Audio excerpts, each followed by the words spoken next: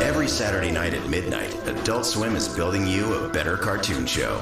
We call it Toonami. And next Saturday, we've got a special look at The Last of Us Season 2. What did you do? You swore. Catch up with Joel, Ellie, and their fight for survival. Toonami, next Saturday starting at midnight. Only on Adult Swim. On the next all-new episode of Lazarus. You were doing time in the slammer, right? Yeah. How many years did you get? I think now it's 888 years. Get the hell out of here, you psycho! Hold on. Did you know that they double your sentence every time you break out of prison? And? I originally got 3 years, but I kept escaping so much that before I knew it, my sentence had grown to some ridiculous number. Lazarus. Next Saturday at midnight on Toonami. Next day on Max.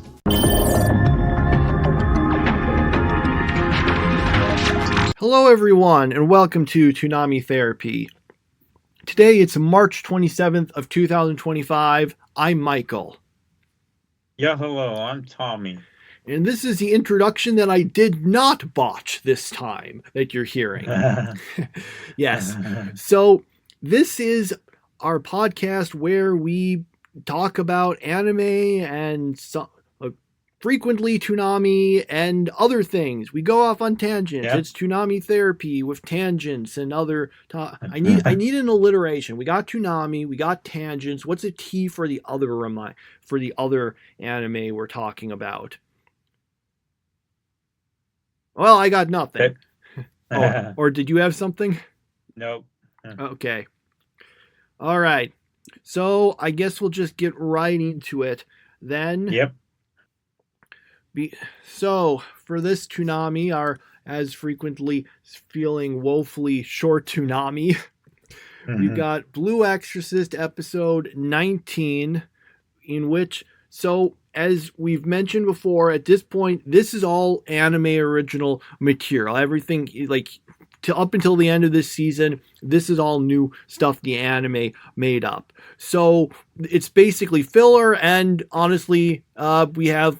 This episode is basically filler within that filler because they decide to make a birthday party for one of the characters, and yep, that's it basically. Yep. I guess towards the end maybe there's a little bit that like gave some information that sort of mattered, but about 98% of this episode was, even in this filler, it was basically filler. Yeah, just basically we need to throw a birthday party for Kamiki, and then it's like, you know what? Kamiki doesn't want to have a birthday party for herself, so it's like, okay, we're going to have a birthday party for everybody. So everyone ends up happy, and everyone has a nice, happy ending, and even Yukio kind of gets a birthday too, but at one point, though, they send a Christmas cake off to Mephisto, which I thought it looked more like a wedding cake than it did like a Christmas cake. But whatever, that's what they did. They gave that to him, and he was amused by it. So that was a pretty funny part. Yeah. Because they did... Overall, not bad. Yeah, because if I remember correctly, Reen decided to make a cake, but he got mixed up and made a Christmas cake instead of a birthday cake. So they didn't know what to do with it, so they just sent it to Mephisto. Yeah. Not too much else to really say about that, unfortunately. All right. So after that, we've got One Piece episodes 711 and 712. Okay, so, well, we've still got a bunch of fights going on among a bunch of different people, and they all kind of blur together, I'll be honest, so I can't really say too much about them. The main one I remember is the fact that Luffy is still fighting. So we thought, okay, Luffy's done with Bellamy. We can finally have the big fight between him and Doflamingo. Nope, he's still fighting Bellamy. So Yeah. So we still are going through all of that, and yeah, once again, it's a lot of fights, and they all just really kind of blur together, unfortunately. Yeah, and I don't even know who's on what side on these fights. Mm-hmm.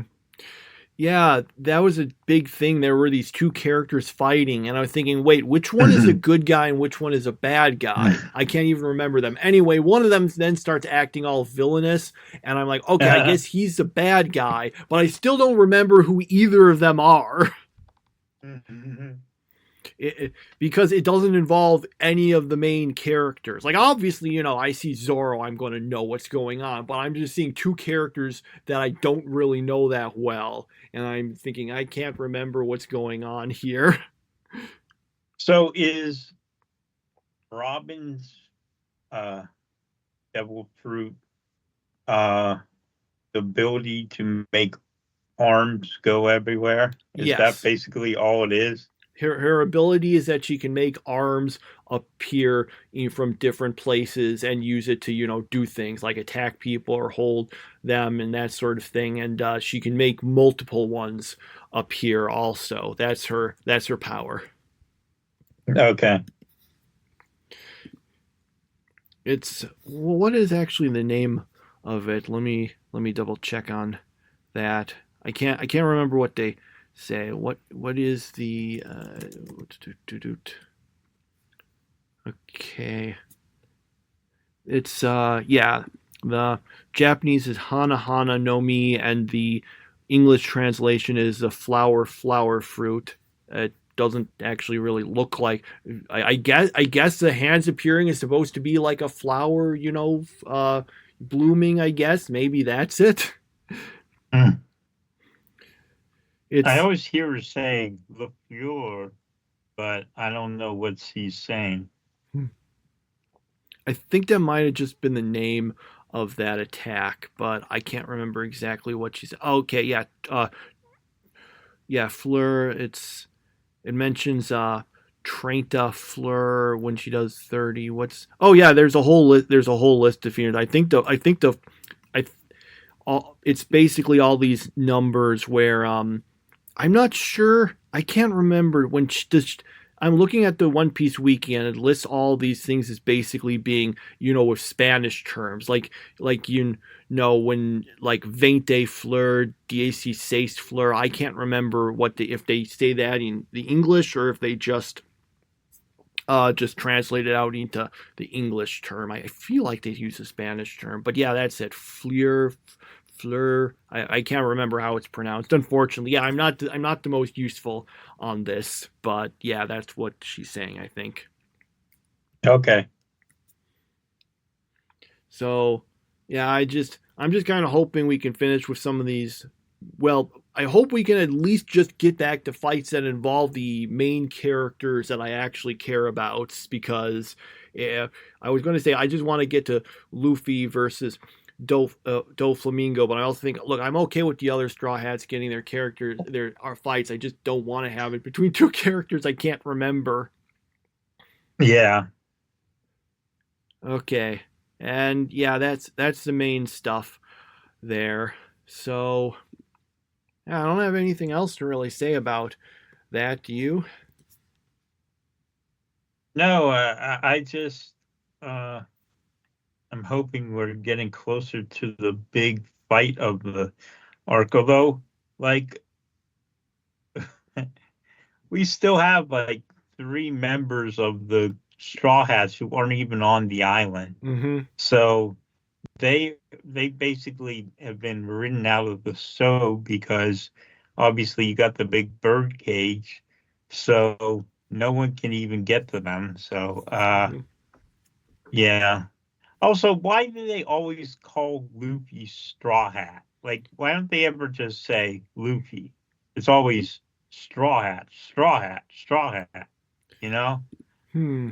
I don't know why they always call him that whenever he has a name, you know? Yeah, that is something I didn't really think about before you brought it up, but I do wonder why they always say that. I guess maybe it's sort of a title or something, but yeah, a lot of people just don't really call him Luffy. They just say Straw Hat. Mm-hmm. So, so yeah, I don't know that exactly either. Mm-hmm. Okay. Okay, so well, that's it for the Toonami series. Let's move on to the Yu Yu Hakusho episode 47. So, Kurama has regained all of his powers in that demon fox form thing, and he's obviously got a major advantage, but well, his opponent, well, he doesn't have to actually he avoids any morally gray problems about killing his opponent because the opposing team just kills him to prevent him from divulging information. So there you go. They've won again. The next one is Kuwabara's turn. Meanwhile, Yusuke is okay. We've made jokes about it, but like legitimately, this time he does straight up scream his way into a power up. He screams a bunch and he gets the power up. Because before we were saying he's screaming his way into a power up, but he didn't have it. This time he just straight up did get it. Now he's got the power up and everything's all good for him. And oh yeah, because he did, I guess, saving Pooh, such a goofy sounding name for a spirit beast. It probably sounds less goofy. It probably sounds, in Japanese, it probably doesn't have the connotations that, the word does in English when you say Pooh. And I'm not talking about Winnie the Pooh either. But so he's got the powers, I guess, and he goes up and he talks to Genkai, and Genkai basically congratulates him on that, and then he's just so tired he just collapses again. So yeah, that was it. Basically, a whole lot of it. Okay. Yeah, I'm confused. They won 3 matches. How many matches do they have to win? 5. 5. Okay. I thought it was best of 5. So I'm thinking, okay, they won 3, that's it. But okay, they got to win 5, so that means that they need to lose 4 somehow. Need to lose 4 of the next 5 in order to get us to a 4-4 tie and then win on the last one. So, yeah. Okay. Yep. And other than that, there's not too much to say about this episode. I mean, I guess there's some kind of funny stuff with the announcers in the tournament. When the one in there where she's just been reverted into like a child by guys attacking, just go like, "Mommy," into the microphone. And then they're just wondering, how did a baby wander into the arena? Yeah. So yeah. Don't have too much else to say about that other than, well, maybe now that Yusuke's got the power up, he'll scream a bit less. Yeah, that training arc was pointless because he didn't grow as a character at all. He didn't even do anything. All he did is just suffered, and that's the way he got stronger, is just by suffering for 5 episodes, and there's no character development. There's nothing like that. There's no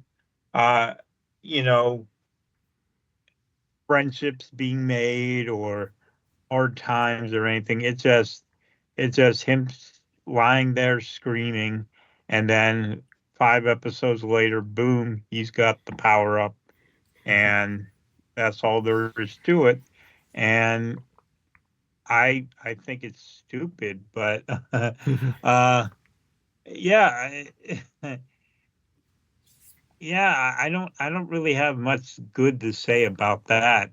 As for Kuwabara winning the rock paper scissors, that was probably the most entertaining part of the episode was whenever they kept doing the rock, paper, scissors. Unfortunately, they didn't go tie, go again, tie, go again, tie, go again, like the Dragon Ball guys did. So, but yeah, that rock, paper, scissors thing was probably the best part of the episode. Yeah, I wouldn't say it was just completely him suffering. There was, I guess, a little bit of friendship / compassion or whatever. I mean, that what did kind of get him to start moving again was to save Pooh from the falling rocks. But yeah, mostly it really was just him screaming a bunch and suffering, and then he got to power up. I get that, there should be some. It feels like he should have done something to earn it, and I guess he.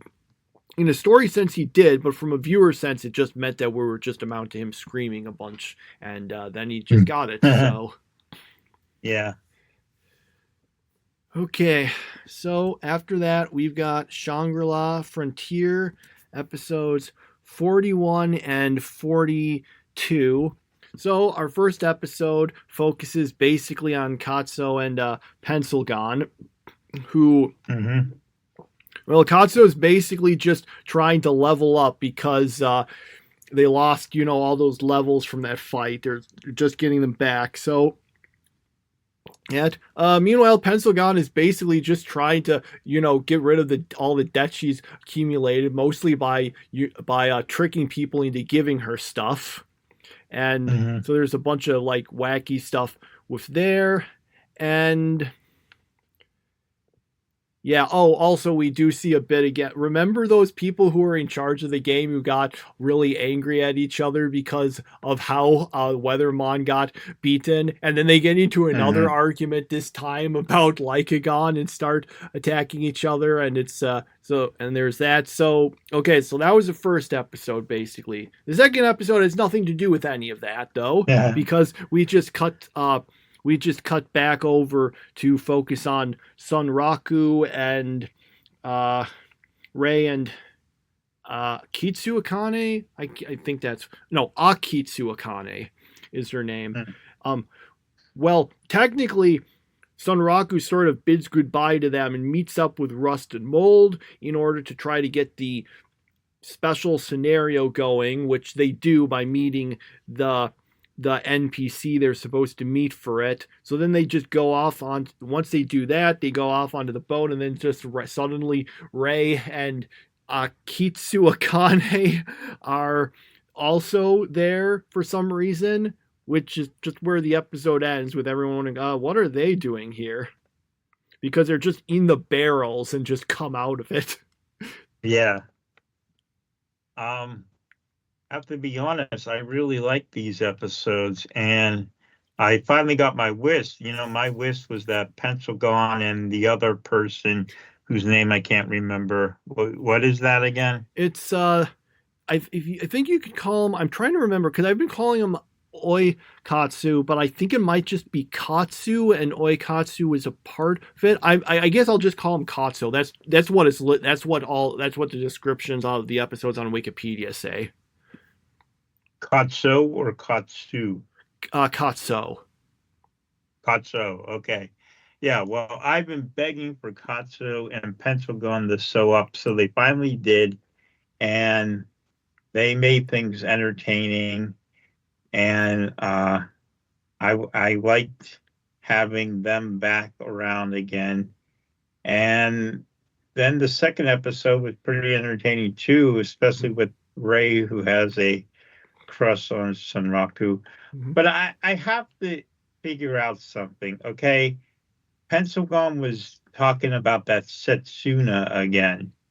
Now, who was this Setsuna, and why is he so important to her? She was that character in the story, the one who helped the NPC who helped them find and Weathermon.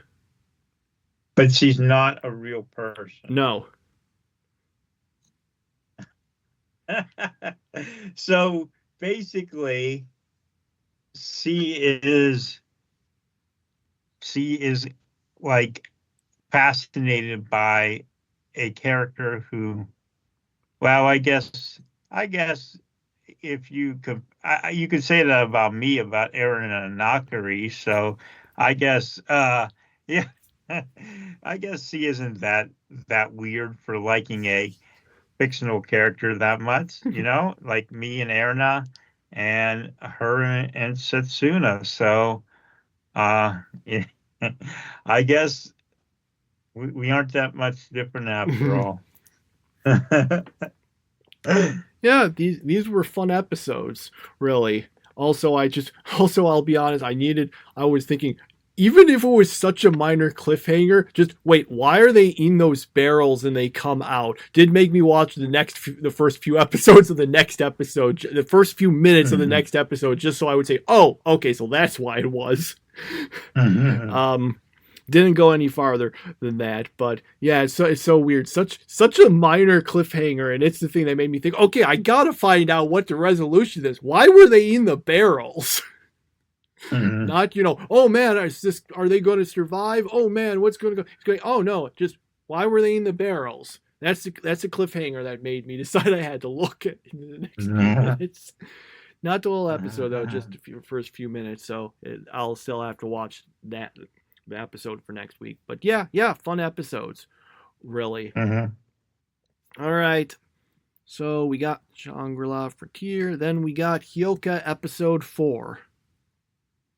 Okay, so we finally get to the mystery of the uncle and all that, and how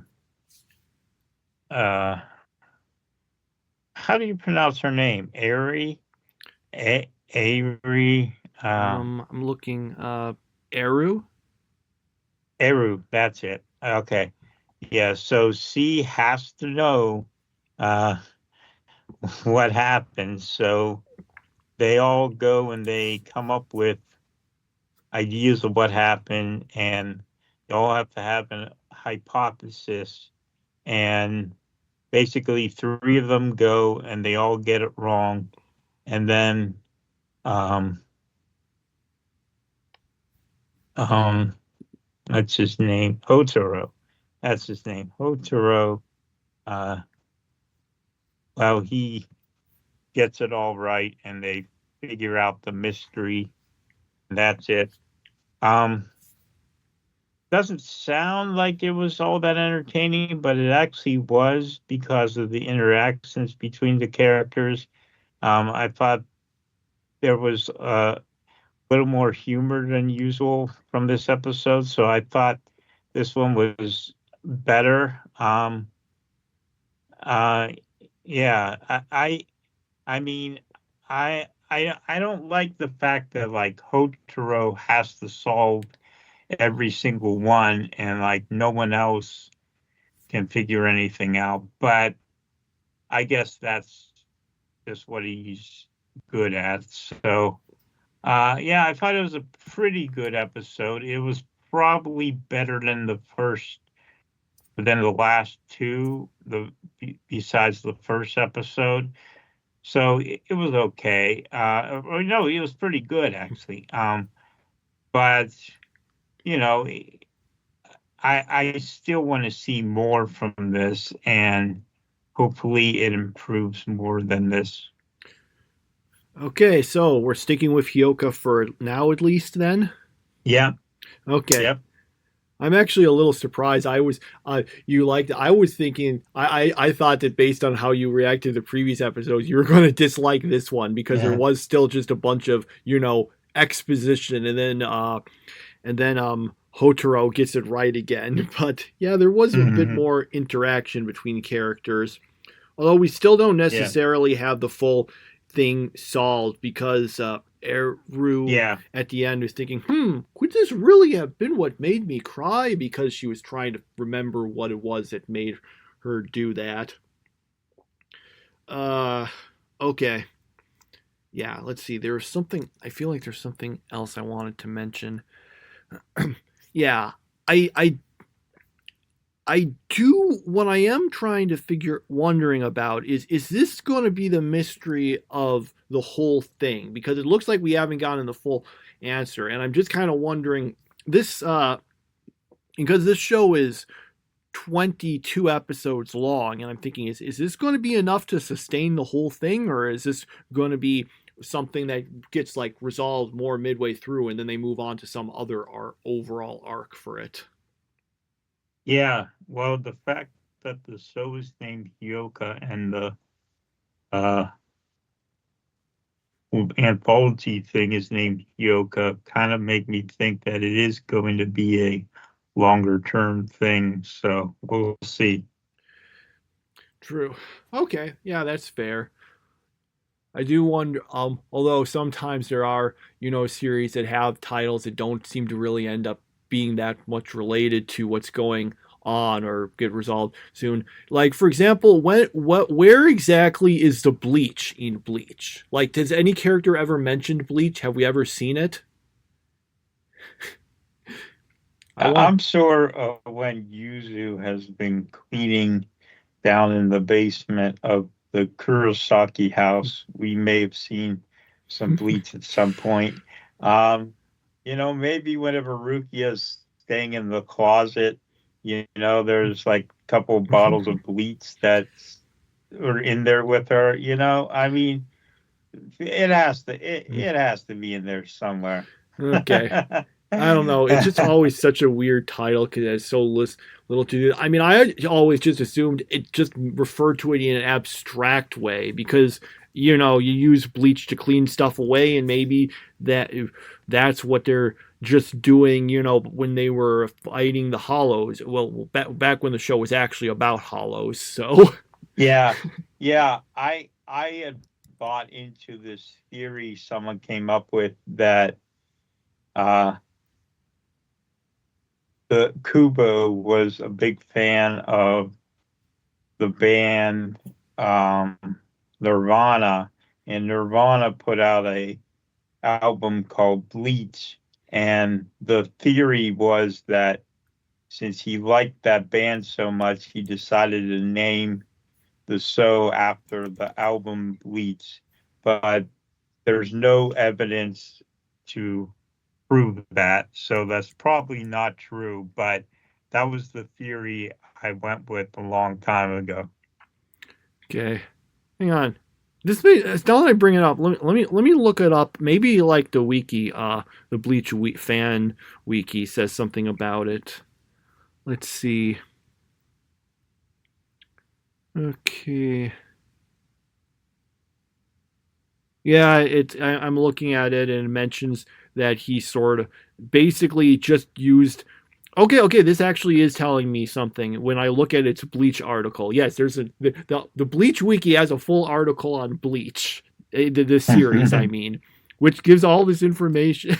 It's just, I mean, it's obvious there is, but there's this thing. Well, I was going to say this is really long, but then I realized, most of this article is just a picture of every single color page from the manga.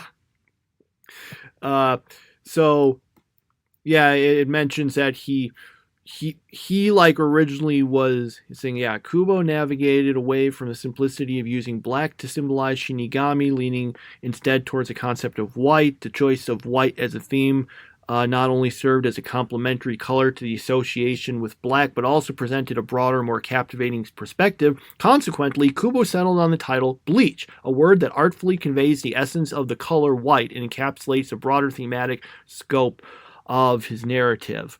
And it tells me it tells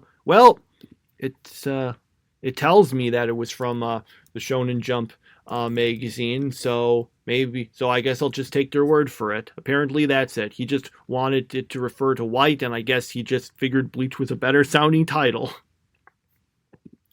All right, mystery solved, I suppose. Yeah. Okay. So, yeah, I guess that's it then. Yeah, yeah, I think this was, I'm trying to figure out, this was, I think, from the actually English magazine, but I'm not 100% sure. Was this the physical one, or when they kind of made it digital later? I don't know. It's not important. It's not super important, so I'll just move on. Okay. All right. Nothing else to say about Hyoka. So we've got ReZero now, episode 60. All right, so to kind of go through, because this is again like the One Piece where, wow, we've got all these different fights going on at once. So the big ones that we got is, okay, so remember how, I don't know if I mentioned it in last episode, but yeah, Capella shows up because she wants to attack Cruce apparently, but it's okay. Anastasia was just pretending to be Cruce and just uses the old trap door trick, which just sends Capella falling down through the trap door, and it looks like Al is going to be her opponent. Priscilla's knight, who's always got that helmet thing on. I wonder if we ever actually see what his face looks like, or if he's like, Goblin Slayer, and that he's just always on it.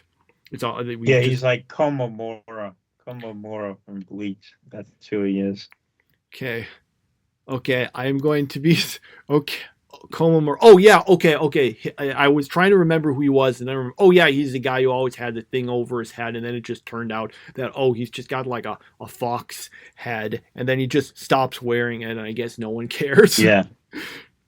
I remember that when Kenpachi's just like, looks don't really matter in a fight. Yeah. Okay. Right. So back on to ReZero. So we got that going on. Priscilla's gonna fight Sirius? Yeah, Sirius. Whereas Liliana, I guess, is supposed to try to sing to break the stuff for the mind control on the other people. Although it looked like Priscilla might be running into a bit of problem at the end. Most of it, though, is about Emilia, Subaru, and Reinhard going up against Regulus or is it Regulus? You say it so many times and I cannot remember. I think it's Regulus? I think it's Regulus. Oh, Cornelius, then. I'll just use his other name. Basically, they're kind of having the problem that, you can fight him off. The problem is he's basically invincible, and they need to figure out how to do that. Subaru manages to, based on his name and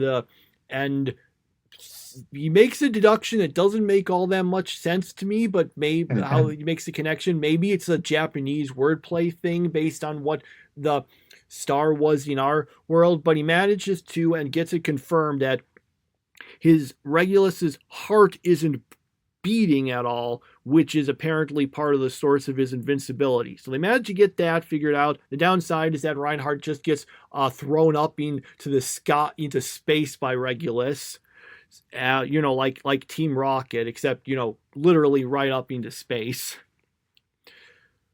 Subaru sends off Emilia to do something and does tell Regulus, I figured out the whole thing. It's because your ability is just to freeze your body in time, which is why your heart's not beating, and that's the key to defeating him somehow. I guess we'll get more information on that, but it seems like they figured out the key to his invincibility now. And that was ReZero. Yeah, so basically, to sum up that whole thing with Subaru, Emilia, and Regulus was that they need to attack his weak point for massive damage. and that's basically what it was. The Priscilla thing I thought was more interesting because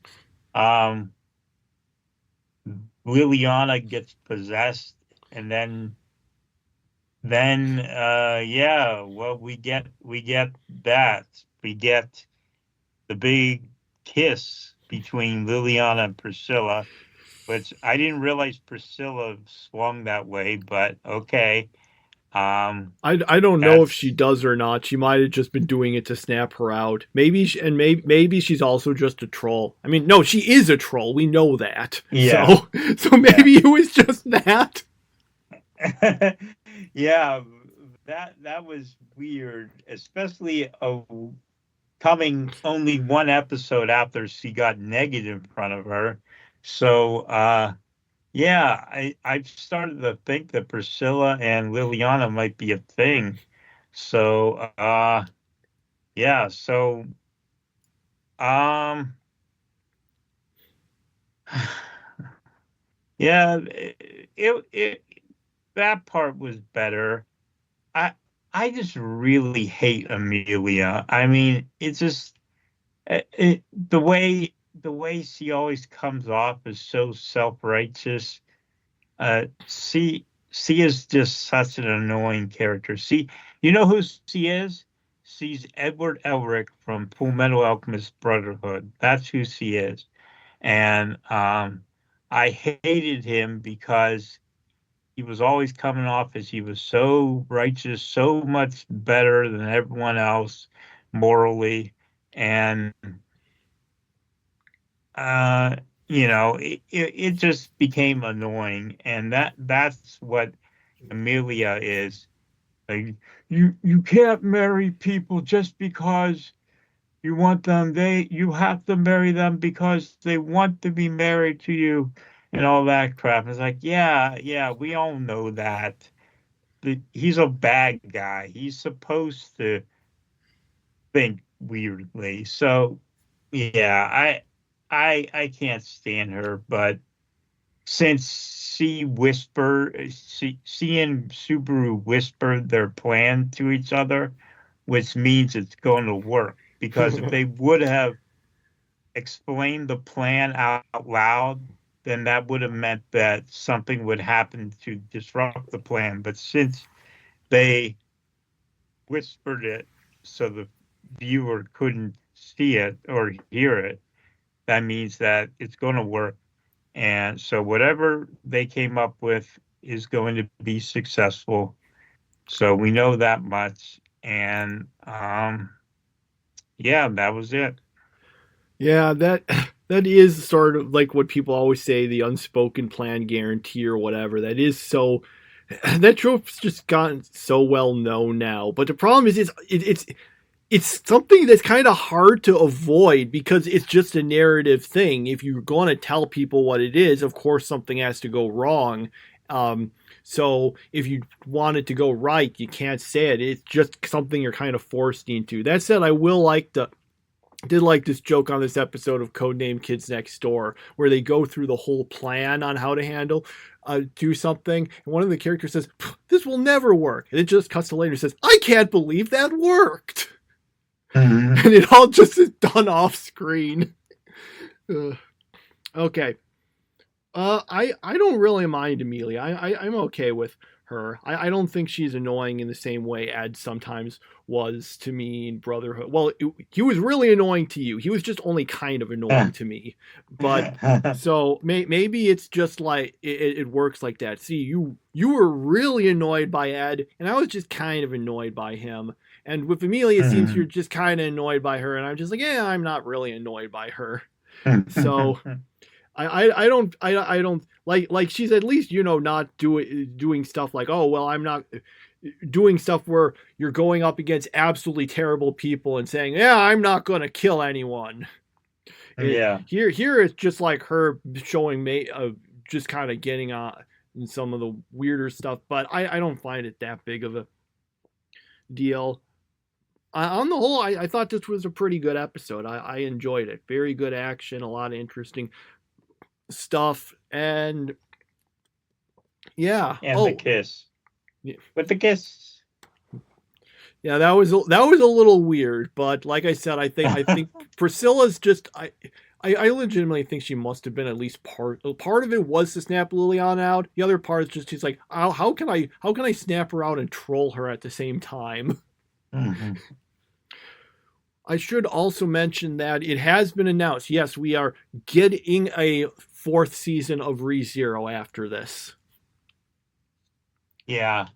My biggest problem is that we've kind of lost our way whenever it comes to the return by death thing. Like, that no longer even is a thing anymore. So,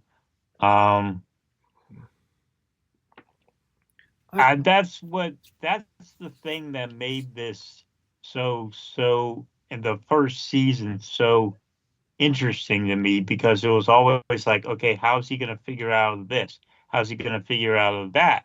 And so on and so on. And now it's just kind of like everything that happens, and there's no returning by death anymore. So um, we've kind of lost our way. So yeah, it so isn't as good as it was in season one. It would be hard pressed to be that good, but at least it's not as terrible as season two was. I don't actually mind the reduction in return by death, because the problem with that was it really does make things start to get repetitive. Like, that was a big problem with season two. We kept returning from by death over and over. And to me, I thought the season got a lot more interesting once we were done with that and we actually got to see everything play out without constantly resetting things. And we did still have some of that this season. I like the fact it just does. All the previous arcs, I feel, were just one like loop over and over. Like the first arc, the one where, you know, it's just, okay, survive Elsa. That's just the same loop over and over and then he's done. The next arc, same thing. Arc after that, same thing. Then we got to season 4, which again is the same thing. And so I'm kind of glad here we're actually getting a bit away from just, you just repeat the loop. That's the whole arc over and over until you get it right, which was getting repetitive, especially in season 2 because of just how long it all was. I think this season, just having a few sort of minor ones earlier on and so far not doing it at all, I kind of like that. I mean, obviously I still want to see some of that. That's the point of the show, though. I mean, if you don't have return by death, then there's nothing significant about this show. You know, it's just random isekai. That's all it is. So if you don't have return by death, you really don't really have even a show, because this isn't any different from any other isekai that you could find. So I feel like if you're not doing the return by death, then you might as well just call this show, you know, Isekai season 3. You know, I would say even without, well, it's kind of hard to say without return by death because it was so omnipresent in the earlier ones. I'm not saying we shouldn't have it. I just thought that I just want it to be used less, which is what this season has done. We had it, and so far we haven't been using it again. That's fine. By all means, have Subaru die sometimes in arc. I just want to see arcs where it's not just one loop over and over until he finally gets through it, and that's the whole arc. So anyway, yeah, we've got to season 4 announced. No idea when that'll be there. I've got some interest in that. I don't actually really know that much about the next arc. This arc I knew a bunch of stuff about going in. I don't really know too much about the next one. I know some things. I know that one thing that you've been annoyed about in the series in seasons 2 and 3, I think is fixed in season 4. So that would be something for you to look forward to. But I don't know if I don't know how much more I should say without spoiling things. Okay. Honestly, if you look at the poster, you'll probably figure out exactly what I'm talking about. Yeah. Yeah, we'll see. We'll see if this can improve. I don't think it's ever going to be as good as season 1, but at least if it can be passable, you know. I can right. I know I can say it vaguely in a way the listener wouldn't, but it would probably let you know what I'm talking about. Do you want me to? No, okay. Don't say okay. Don't okay. say anymore. I'll figure it out myself. Okay. Okay, fair enough. All right. So yeah, I thought it was I liked the episode for the most part. So yeah, I guess that's it for ReZero, and that's it for all of that, I guess. So we move on. I guess we can give what we thought was the best of the shows of each of the Toonami and the non-Toonami series. Yeah, I'm going with Blue Exorcist for Toonami. I'm going with Shangri-La Frontier for non-Toonami, and I am going with Chizuru, Kuwabara's sister, as best girl of the week. Remember, I told you we're running low on best. So I could have picked Priscilla, I could have picked Liliana, but I thought since Chizuru had some really funny lines in this episode, I thought she deserved it. So I'm going with Chizuru for this week. Okay. Well, for the record, I decided that once we're done with that, I finally decided, okay, let's just go through it.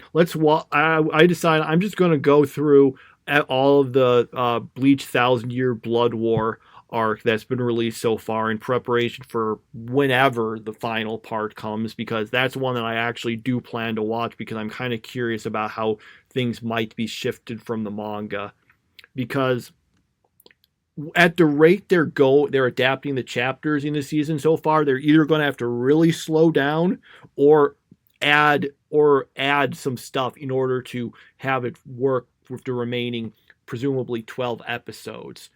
And since a lot of people's complained about the final stretch of Bleach being really rushed, maybe that'll mean that we'll better, handle some of that stuff rather than. Well, yeah. What was your top new non-Toonami of the week? I'm sorry. I skipped over. I'm sorry. I thought I said it. Same as you. Oh, okay. That I was like, what? That's why I just kind of mentally thought that I had said same as you. So, although I did really like ReZero, but yeah, I just gave it to Shangri-La Frontier. So anyway, I was just going to say, I won't go into too much about my hopes for things being better, but I in the final part, there is this part where there's multiple fights going on, and they all just kind of stop, and then suddenly we just start thinking, okay, time for the final battle, which was annoying, although ironically, with what we're doing in One Piece, I kind of would like it. Yeah, just stop all these other fights and just have Luffy fight Doflamingo already. So I was actually wanting One Piece to do that. So I'm hoping that we can get better resolutions to some of those things in the anime. The author made some comments indicating the rushed nature of the ending was because he was kind of having a bunch of medical problems and just wanted to finish and just needed to finish the series. So, but we'll wait for that. In the meantime, I think I'm up through, 8 or 9 episodes, and it's okay. It has some issues, but there's some fun stuff here. I'm still reminded constantly of how little sense everything about the Bleach afterlife makes. How little sense it makes. I'm still like, I'm not even going to revisit all of it. There's so many things I have that just give me questions. So yeah, anyway, and of course the fact they decided to make the Quincy's a big deal just makes me think, yeah, okay, so why does no one ever bring up the questionable morality? Because the whole thing is that the Soul Reapers, purify the hollows so that the souls are released and can go on, whereas the Quincy's just completely destroy them. And I'm thinking, yeah, isn't that kind of, a little questionable to just be destroying them like that? Especially we know that not all the hollows were actually bad people. And okay, I gotta stop. I can just go on for so long about everything that does not make sense about Bleach. Yeah, it's too bad we didn't watch this together, but I still have to watch season 3. I watched seasons 1 and 2, and they were better than where Bleach was whenever it ended. So yeah. At least that it's got that much. So. That is true. They definitely it is. Despite some of the problems, I think the problems there are kind of in the source material and stuff. As an adaptation, I think it's worked very well. They're going through things very quickly compared to earlier parts, so it doesn't feel as slow. Yeah.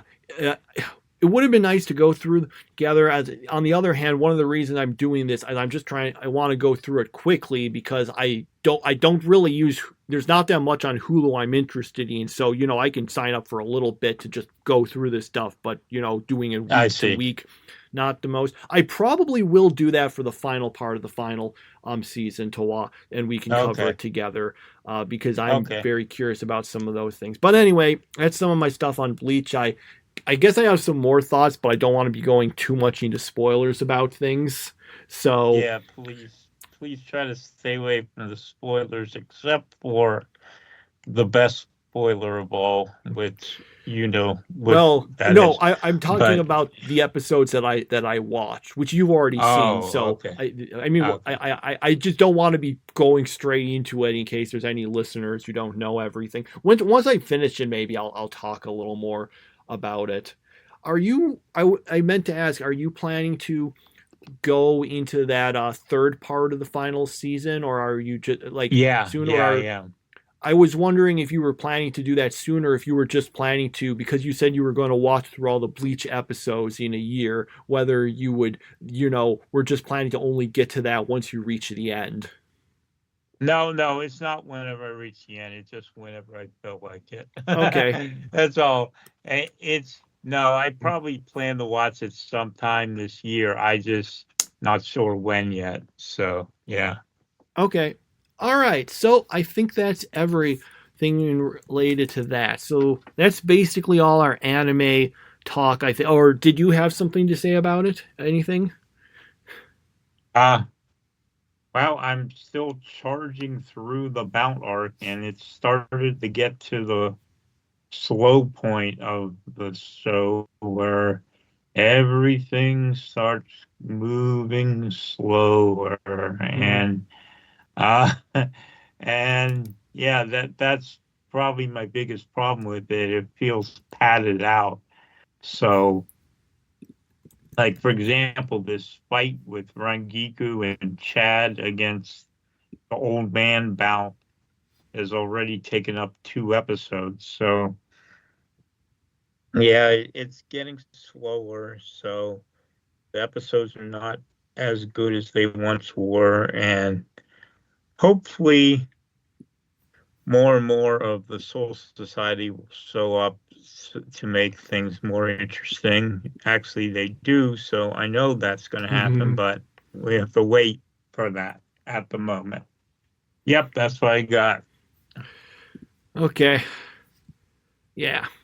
Maybe when I finish with the season, the final season, I might go back and rewatch some of it. I've been of the earlier stuff because I have been trying to watch stuff in Spanish, get better. It is nice because Hulu, unlike say Crunchyroll, they actually have subtitles for that you can put on when you're watching it dubbed in Spanish, which are mostly accurate to what the characters are saying, even though they do seem to desync a bunch, which is annoying. I have been watching a few of the episodes in English just because I want to know what some of the new characters sound like in English. So, yeah. I don't think I have too much else to say other than that. So, yeah, that's it for the anime stuff. For next week, well, we'll be the same stuff. We got the Blue Exorcist, we got the 2 episodes of One Piece, and then we've got the same stuff here. 1 of Yu Yu Hakusho, Hyoka, ReZero, and 2 of Shangri-La Frontier. And that'll be that. So if you were just here for anime, well, that'll be the end of this. Did you want to say, did you want to say anything about the new episode of The Amazing Race? Yeah, actually, it's been 2 episodes since we last did the podcast. Yes. But I don't really have much to say on the last one. This one had the new twist of the driver's seat, which I thought was a fairly good twist, actually. I expected whenever this would happen, it would be like the first team gets like an enormous advantage over everyone else. And it turned out they didn't really get all that big of an advantage, except they decided to use their express pass. That way they'd win this leg of the race and get a trip to a place that I never want to go to. Who wants to go to the Balkans, really? I mean, come on. That's what they want, a trip to the Balkans. So it's like, yeah, those people have civil wars over there every once in a while, and they split up into different. I would never want to go there. But anyway, the driver's seat was a pretty cool twist, and I wouldn't mind seeing that again. I thought that was actually a pretty entertaining thing, and I don't have any complaints about it. So I have to say they got it right with that one. They're better than Survivor when it comes to adding new twists. When Survivor adds twists, they break the game altogether. So good twist by an Amazing Race and good episode. Yeah, I can't. Well, I'll be honest. I didn't see the first of these two episodes because I forgot to watch it. So, but I did watch the second one, the one with Indonesia, the one with the driver's seat. Yes, I agree. The driver's seat. It kind of, the unfortunate thing though is that the way it happened in this one, it didn't really seem like it mattered too much because they just used the express pass on to bypass it anyway. Right. So there was that. I do. And let's see. But yeah, I kind of like the fact it made it harder for some teams, but behind you, but it isn't just as much of like the U-turn or whatever, or it is where it's just like, oh, well, I just get to completely screw over another team. So right. It's lighter in that, and that's something that I appreciate. I also yeah. Agree. Mm-hmm. Okay, and so definitely good there. On the downside though is that the challenge itself was kind of boring. Yeah, that is true. I agree with that too. It was just thrashing corn, and a sort of, I guess, I don't know what you call it, like a brute force challenge like that. They're usually not that interesting to watch because, how do the teams get get ahead? Well, they thrash faster than the other teams. Mm-hmm.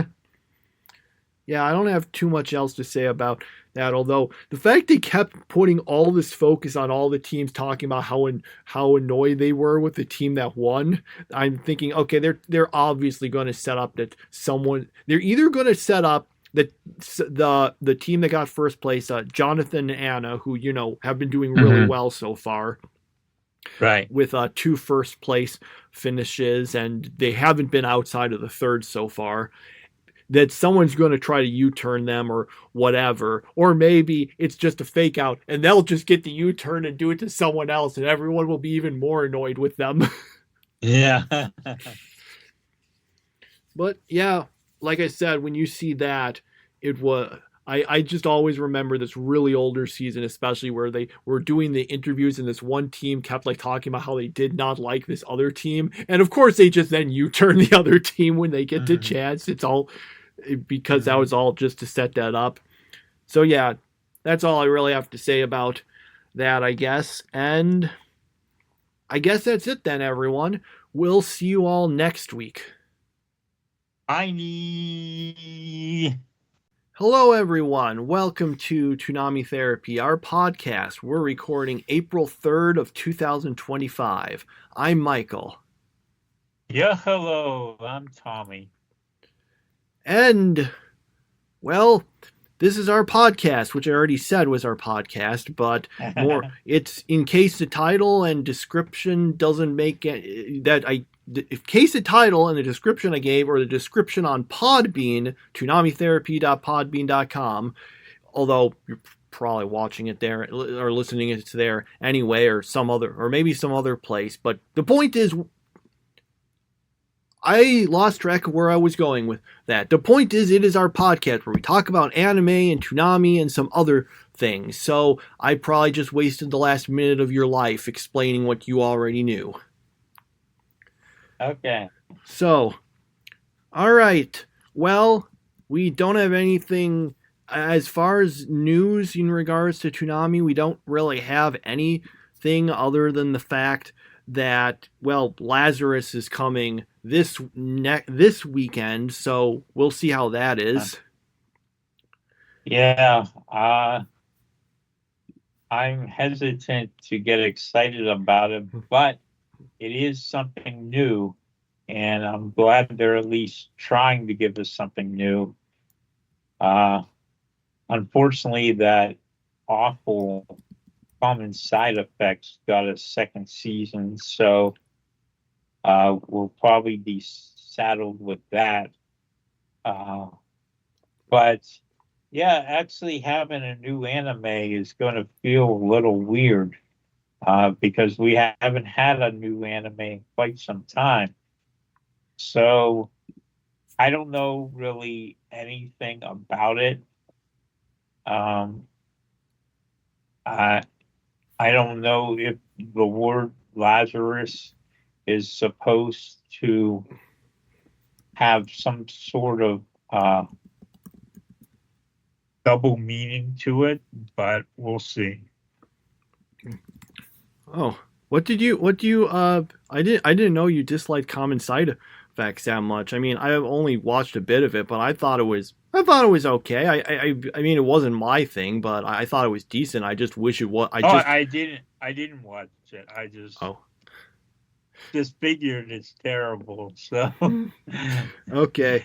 Well, I don't. Anything they put on in those slots are always terrible, and I don't need to even see it to know. I think I think from what I've seen of it, like I said, I think the show is decent, maybe even good, just not my thing. My problem is my question of, well, why are you just putting in the Toonami slot? You're already airing it, on in its actual time slot, several episodes ahead of this. It's not like, what was it called? Superman, where, okay, fine, Toonami was technically not the premiere of it, but it was just 2 days after the actual premiere. It wasn't 3 weeks after it on this. So that's my question. Why it just kind of gets in the way of it. So that's my issue with it. But in any event, one thing that I will say that we both have watched and agree was bad is that it means at least Fooly Cooley Shoegaze is done with.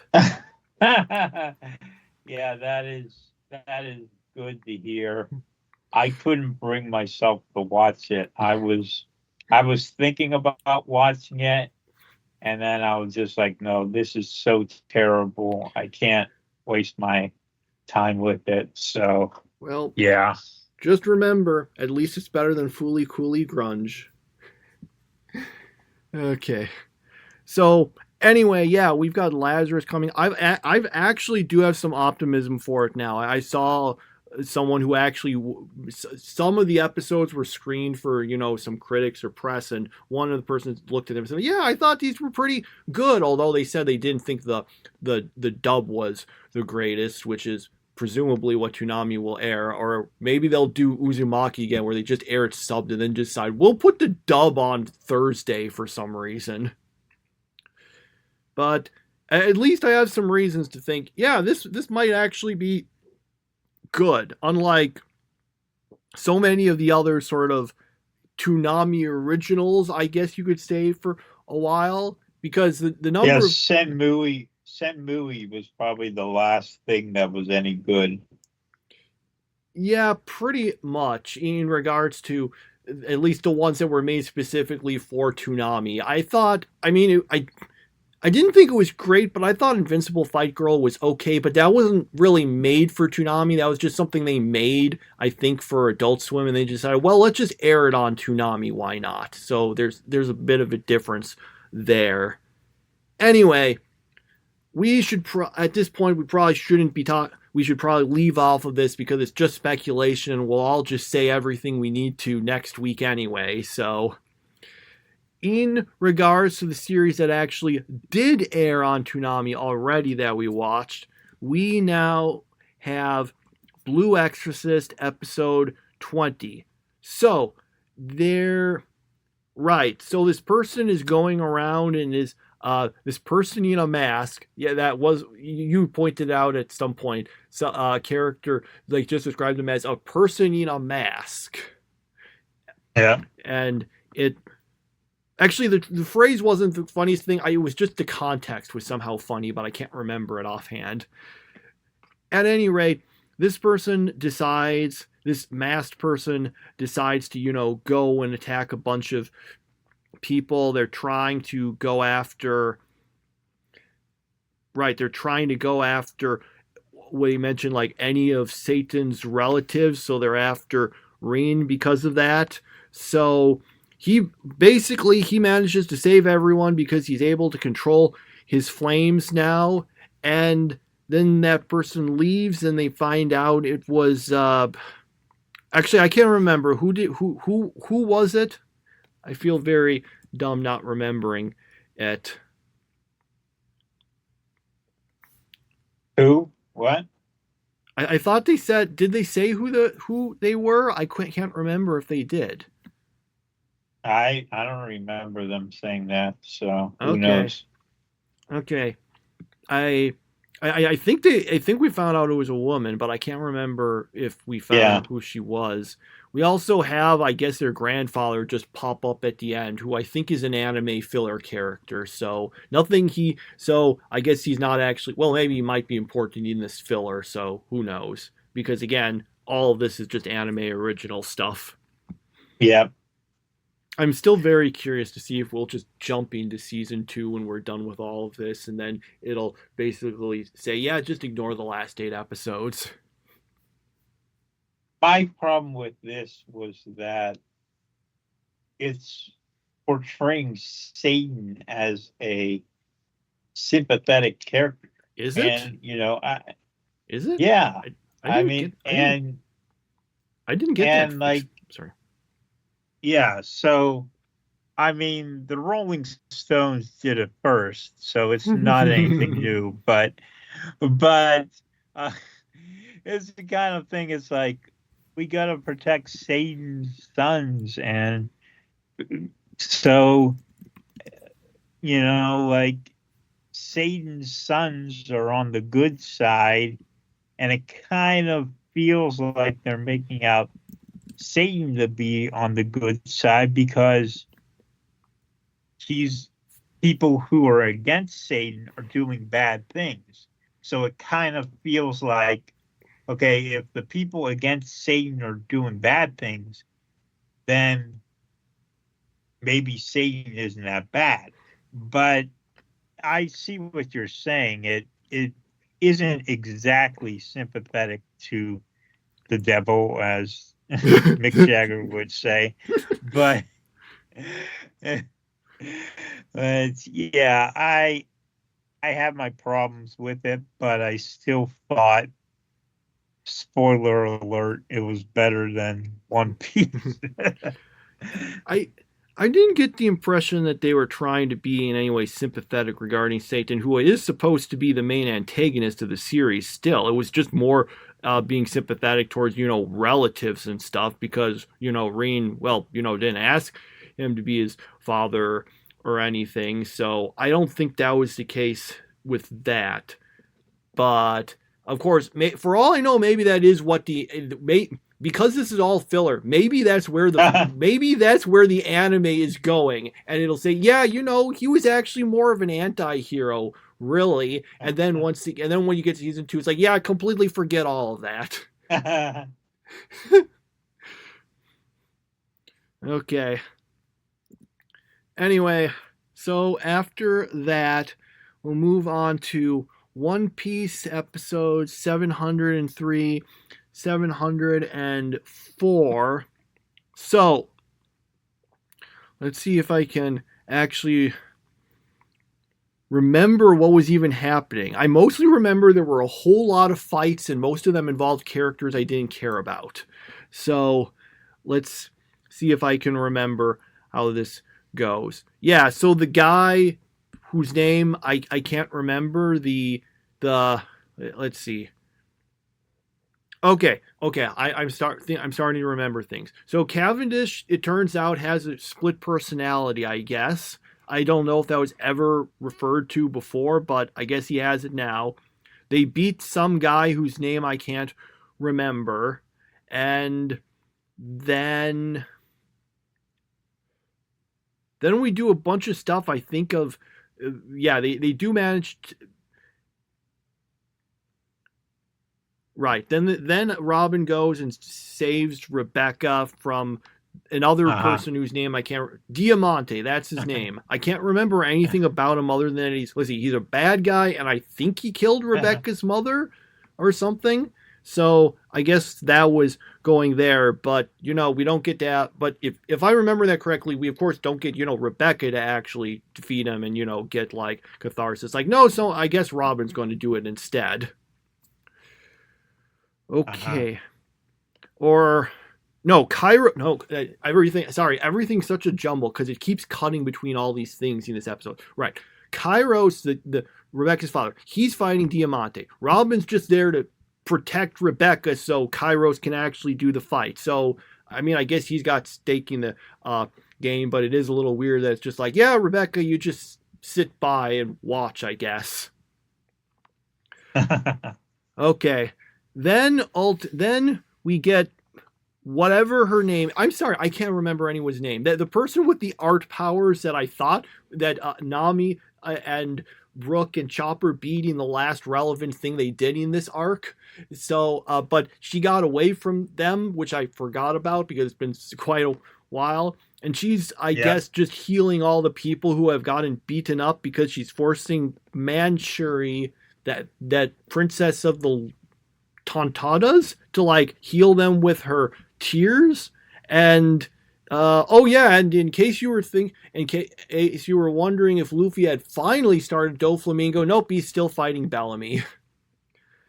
That was a very scattered and confusing description of these two episodes, but really it was kind of confusing. There are too many characters I can't remember much about, and this episode seems to mostly be focusing on them. Yeah. Very scattered, Mm-hmm. Like, it just felt so scattered, and it was all over the place. And yeah, I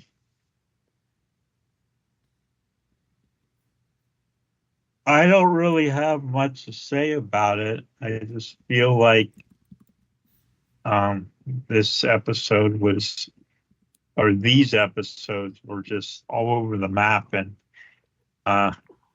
we were nowhere closer to the Luffy Doflamingo fight than we were 2 episodes ago. Mm-hmm. I mean, we're in the same spot that we were in coming into the week, and we had 2 episodes to try to advance the plot, and we didn't do it. Mm-hmm. I mean, what else can we do? I mean, we're gonna have to start putting on like 5 One Pieces in one night and hope that one of them gets us closer to Luffy versus Doflamingo. So yeah, definitely. I mean, the plot advanced a little. I guess they beat a guy. It's the character I can't remember. It's like the bad guy, the ones who got the horns, I think, but I can't remember anything about. He's like legitimately like the of all the people in Doflamingo's crew, he's I think the one I remember the least about. Like most of the others, I can kind of remember some things, but him is just like, who is this character? I forgot I couldn't even remember if he was a villain or not at first when he showed up again. So yeah, unfortunately we I mean, once again, pacing problems for One Piece. It's just the same thing the same issue over and over. It would be redundant to dwell more on it, I guess. Yeah. Okay. So we move on to our non-Toonami series. We've got Yu Yu Hakusho episode 48. So, Kuwabara goes up against guy with Japanese name I can't remember offhand, and basically loses almost immediately because the guy uses this cloak that just transports him away. And even though bad guy says, well, he could be anywhere. Fortunately for everyone, Kuwabara is not only still on the island, he ends up landing right where all the girls are, so he can bring them to the arena correctly. They also do encounter Yusuke along the way because Genkai just left him in the forest, I guess. Anyway, in the meantime, through all this, I guess Genkai managed to just get over to the arena where they're having the fights and gets chosen to fight against the guy with Japanese name that I can't remember offhand. Oh. Yeah, go ahead. I was going to say, but then her mask gets torn off and everyone's thinking, wait, that's a different person than was fighting before. But then it gets revealed, no, Genkai just has the power to, make herself get younger again. Toguro actually pops up to basically give that explanation to make the complaining audience shut up. And yeah, that's basically it. Genkai and what's his name? Okay, let me look this up so I can say it. Shishi Wakamaru, I think. Shishi Wakamaru. Okay. Yeah, and they're going to fight. So, well, they technically started fighting, but we didn't get too far in it. And that was the episode, I think. I think that was I covered everything. Nope, you did not cover anything. Because the best part of this episode came whenever what's her name? Kodo, is that her name? The announcer girl goes and tries to kill some time while they're trying to just determine if they're legal or not. So he asks this old man, and he starts saying something about, well, I think the younger girls are more attractive. And then she turns to the other guy, says, what do you think, sir? And he says, the old man in the sea, Hemingway. and that was just one of the funniest things I've ever heard. That was hilarious. And I couldn't say anything bad about Yu Yu Hakusho because that was such the perfect moment. The old man in the sea, Hemingway. Yep. Yeah, and then I always do forget her name. I keep thinking it's Yoko, but that's like the character from Gurren Lagann. It's maybe it was Kiko. It was something like that. But yeah, that was a really funny bit. I'm just trying that whole part, just the guy, the people in the, and after like trying with those two, she goes, okay, never mind talking with the audience. Yeah. Yes, this was a quite funny episode. There were a lot of good jokes in here. So, like, was there anything? Yeah. There actually wasn't necessarily all that much action. Well, there was some, but yeah, there were some pretty funny bits. Oh, I liked also when Kuwabara's sister gets annoyed at him for losing and just beats him up. So yeah, that was good. There were quite a few funny bits in this episode. So yeah, I don't have too much else to say about it. Okay. Did you have anything else you wanted to? No, not anything else besides that. Okay.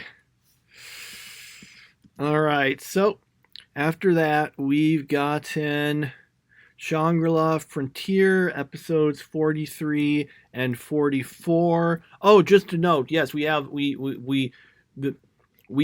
confirmation there will be a third season of this series. We don't know when, but there is going to be more after the end of this season. So, what? Of what show? Shangri-La Frontier. Oh, okay, yeah, that's right. All right. So in this episode, basically we find out that the reason Kitsu Akane and Rei were just ran in the barrels on that ship is because Sunraku forgot to dissolve the party that he set up with them. So when he got offered the quest, it got offered to them also. And when they accepted, Rei, who did so completely by accident because it pops up right when she's about to hit yes on a different thing. These guys just run in with these barrels and grab them and stuff them in the barrel and then run all the way over to the ship to put them there. So yeah, they're basically on the trip now. So they all go off in the ship and they fight some enemies, but then then I can't remember exactly if the ship sinks or if they just get blown off board. But whatever the case is, they all, or at least Sunraku does, end up finding themselves. He ends up finding himself in this sort of underwater city, or actually, was it underwater? They gave some explanation for it, but they mentioned everything being opposite, but I can't remember exactly what it was. I'm just going to say underwater. Okay. So Sunraku ends up having to flee from a bunch of monsters, but he does meet this NPC character, and he fights some mermaids, and that's basically all. That was basically the 2 episodes, as I recall.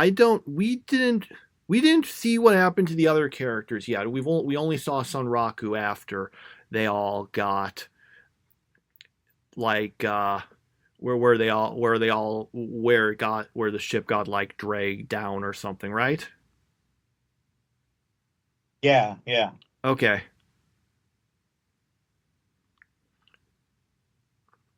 Anyway, so that was the stuff that happened in these episodes. I thought the first episode was more interesting because it involved all the characters. I liked the part where Sunraku realizes, oh no, this is an escort mission.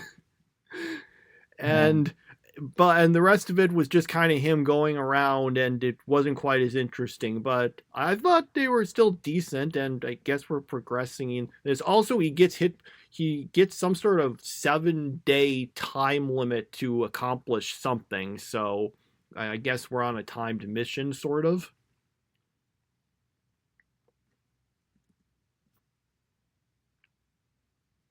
Yep. And yeah, I wasn't too keen on these episodes. They were okay, but they weren't that interesting to me. So it took a step back this week. Last week it was really good, I think. Was that last week? Last 2 weeks it was really good. Not so much this week, but that doesn't mean it was bad. It just wasn't as interesting. So an okay week for Shangri-La Frontier. I think my favorite bit was just a part where Rei is actually being told, yeah, you should disband the party. You should leave the party. So she's about to press the thing that says yes. And right then, the little thing pops up asking, would you like to join the quest, right in front of it? And she presses yes on that instead. And then again, like the NPCs just run into there and grab her and run off, and everyone's so confused about what just happened. That whole bit was pretty funny. But definitely, yeah. I thought the second episode was less interesting. So, although I did kind of like the joke where the guy, I can't remember his name, I'm just calling him the NPC, kept thinking Sunraku is some sort of bird person. He keeps just having to say, it's just a mask. All right. So, we've got that. We're coming a bit closer to the end of the season, though, and we still don't know who some of the characters in this theme song are. Yeah. to be fair, we've at least met a few of them more recently, but I'm still wondering who are some of these? Who is this? There's two of the girls in it we haven't seen yet, and I want to know who are these. There's the one who kind of turns into some sort of I can't actually describe the stuff, but I guess we'll see. Anyway, that's Shangri-La Frontier. Okay, moving on. Hyoka, episode 5. Okay, so we're still on the same subject as last episode, and they go and they find this librarian who apparently was part of the club way back in the day. They say the word anthology a million times, and I don't know what that word even means anymore. And then they figure out, oh, the title of the show is Hyoka, and Hyoka means ice cream in Japanese. So then they took that and like, oh, it's a play on words. It means ice cream. But it still doesn't make much sense to me, but we figured out why the title of the show is Hyoka. So, yeah, we got that. We now know the title of the show, why it is what it is. But beyond that, we're still really confused as to anything else.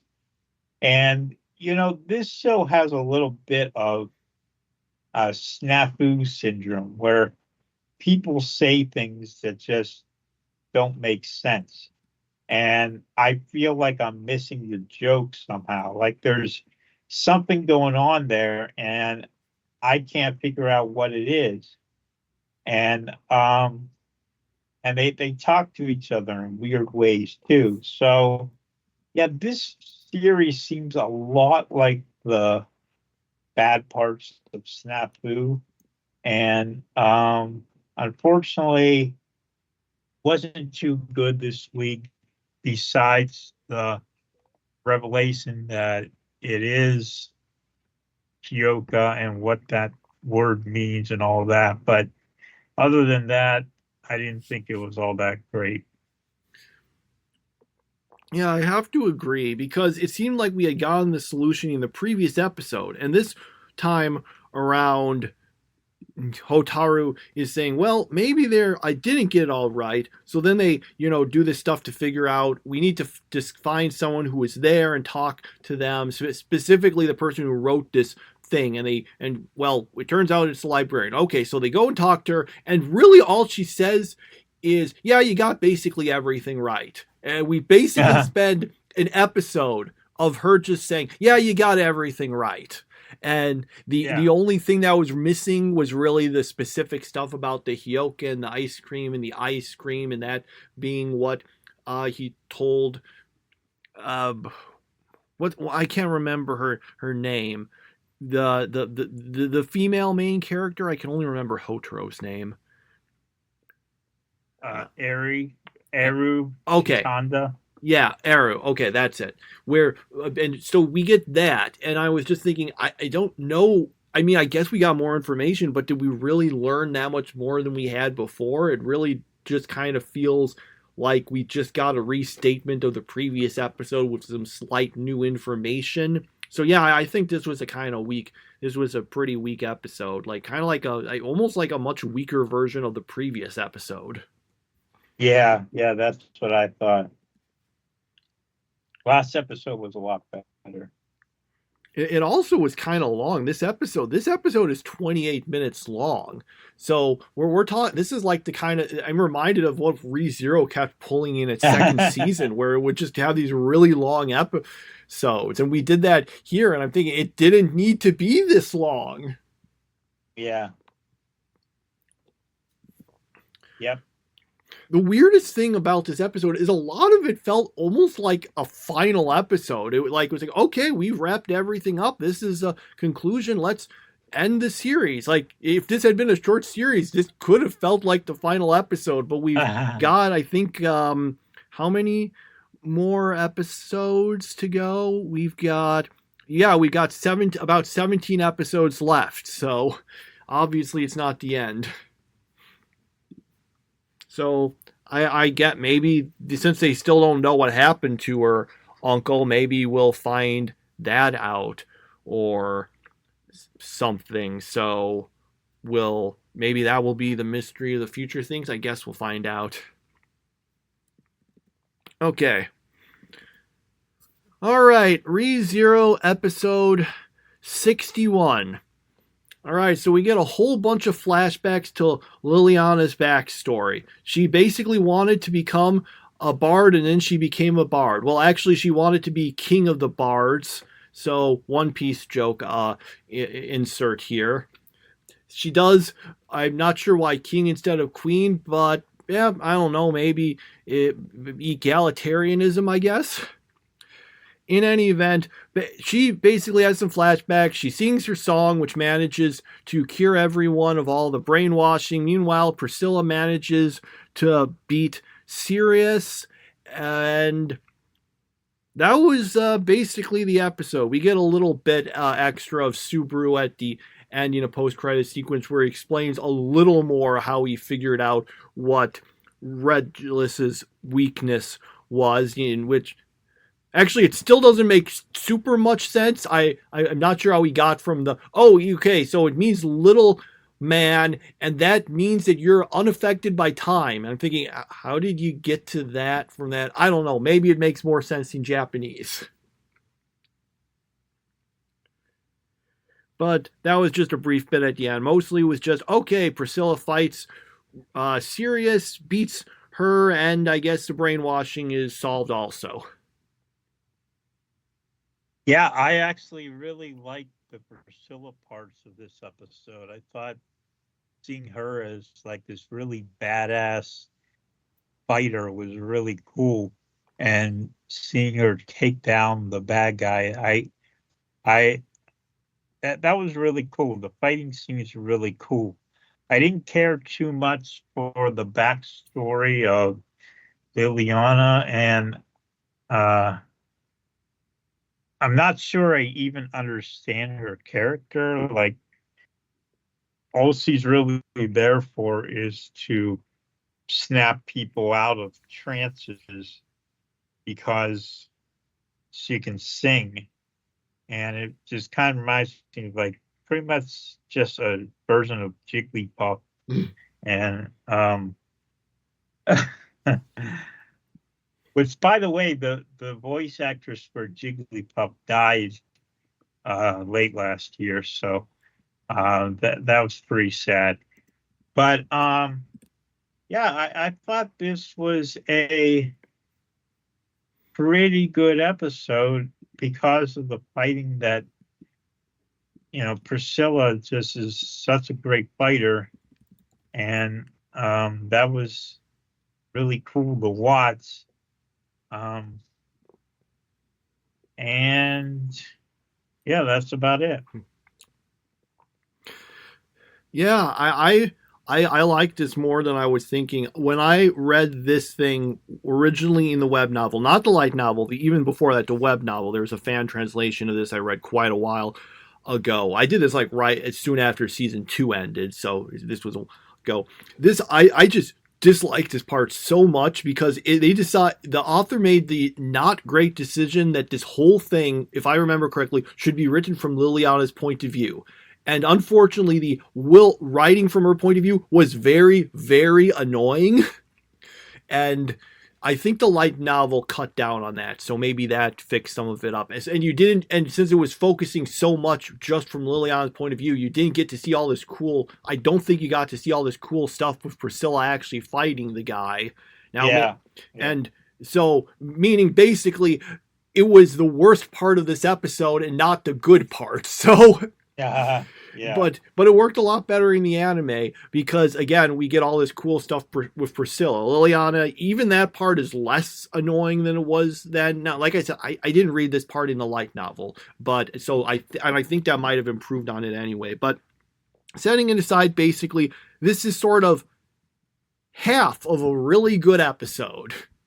Because we've got stuff with Priscilla, which was cool because she fights and it's cool, and I like the abilities we see of her. Like we find out she can basically prevent harm to herself by redirecting it into things she has. So that's nice. We also find out her sword is set up so that she can actually control who it even hurts. So yeah, that was a good fight. And then we also, but it kind of gets brought down by all the Liliana stuff, which is not bad, but it's definitely a lot weaker. Yeah. I wish they didn't spend so much time on that stupid flashback of Liliana, which didn't really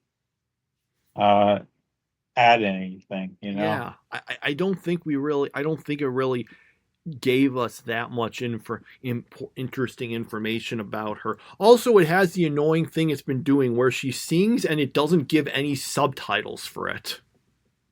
Yeah, that's something I've noticed on Crunchyroll. I hate is that they do not translate anything, and like you have like in Shangri-La Frontier, whenever they have Japanese text on the screen, they don't translate it. I have a question. When you're watching it, do you have the captioning on? Oh, probably not.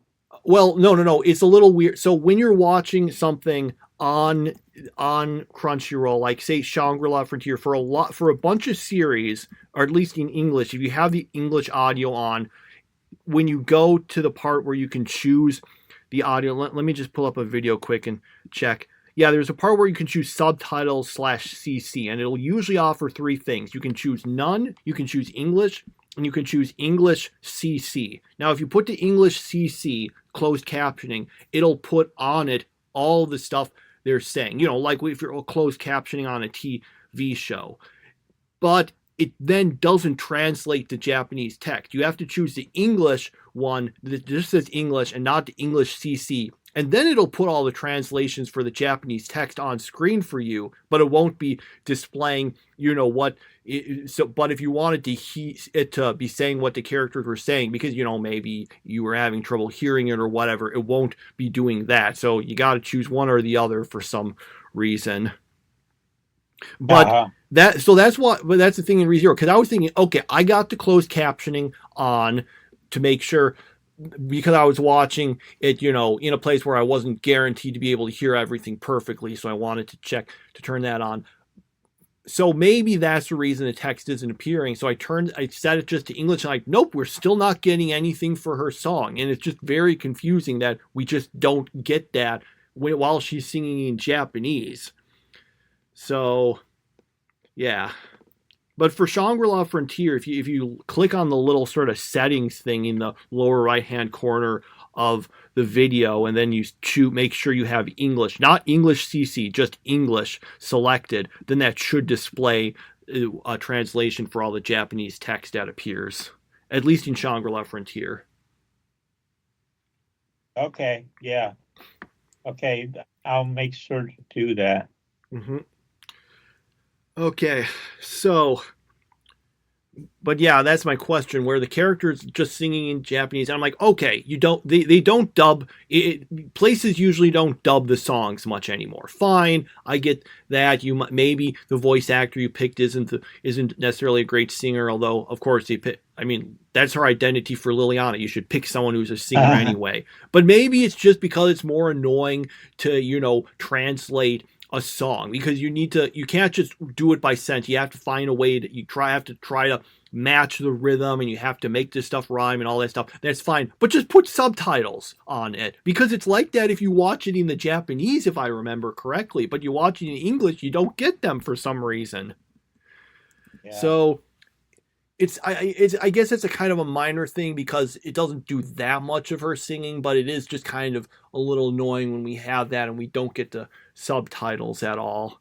Did we get I can't remember if we got them in that part where we had that big song in Shangri-La Frontier or not. Oh well.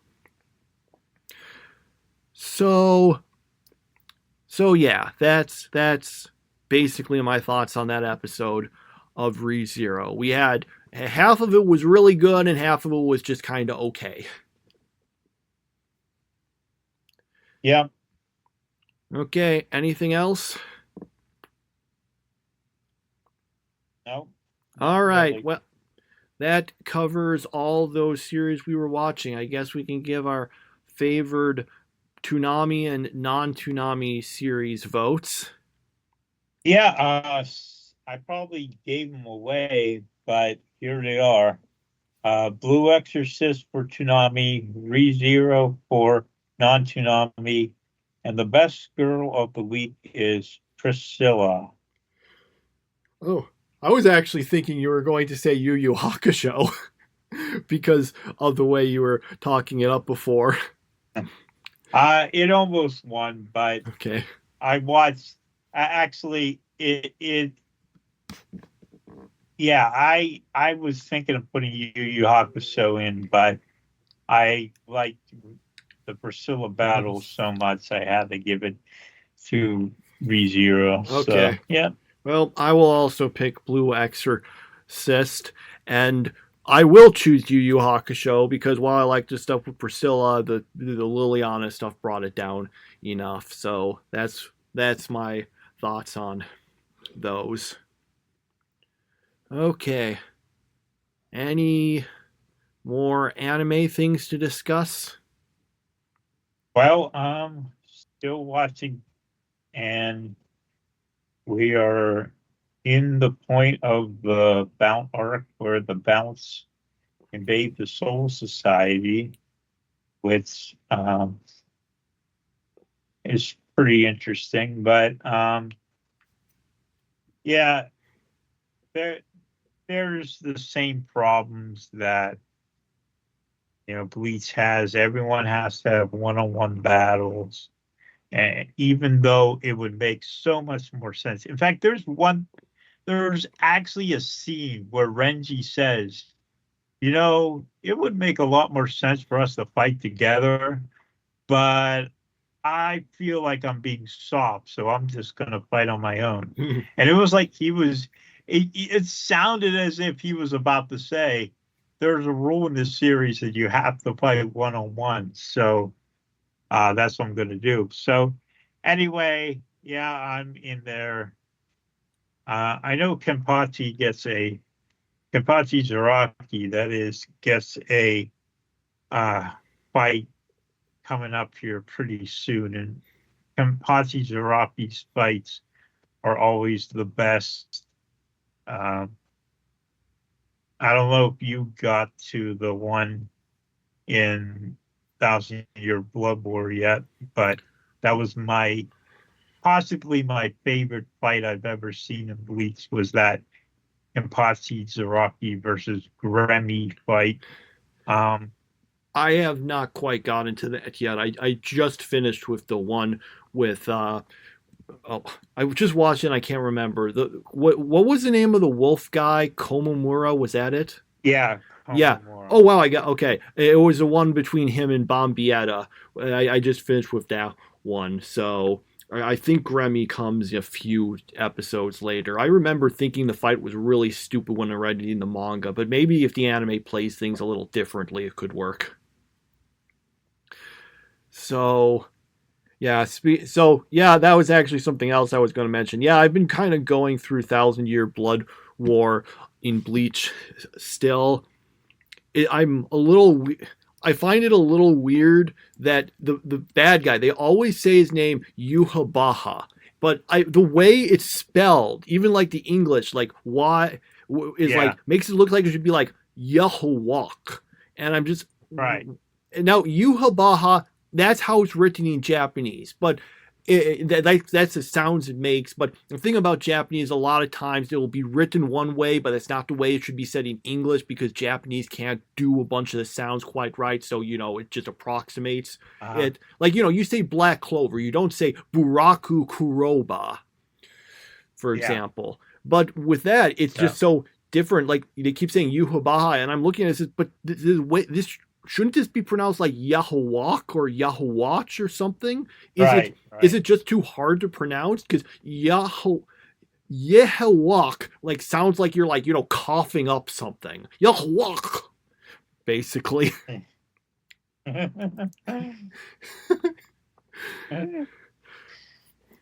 Yeah. So I'm going through that. I don't know if I don't have too many thoughts on the whole to give. I guess it was I mean, I've got a bunch of ones, but I don't want to just go through every episode and stuff. So, but also I don't want to be going too much into like spoilers or anything. So maybe I'll talk. Yeah, I kind of wish we would have watched everything together, but well, I mean, I've seen the stuff you have. I'm just talking about for the listener and stuff. I think it would probably be better if I were to just, when I finish with the stuff, and then we could have a discussion on it, and rather than just doing a bit each time. That's what I'm saying.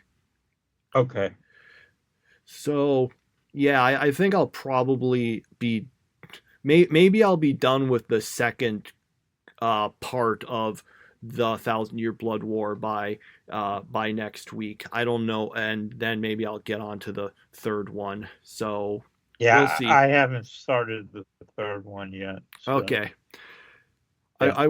I will say I do like the fact that now, because in so many of the Bleach episodes, they just, all their names were doing that thing that a bunch of that was kind of in vogue at the time, where they just kind of over describe the episode, sort of.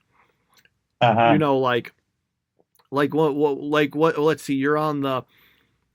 Well, I don't want to say the episodes like from.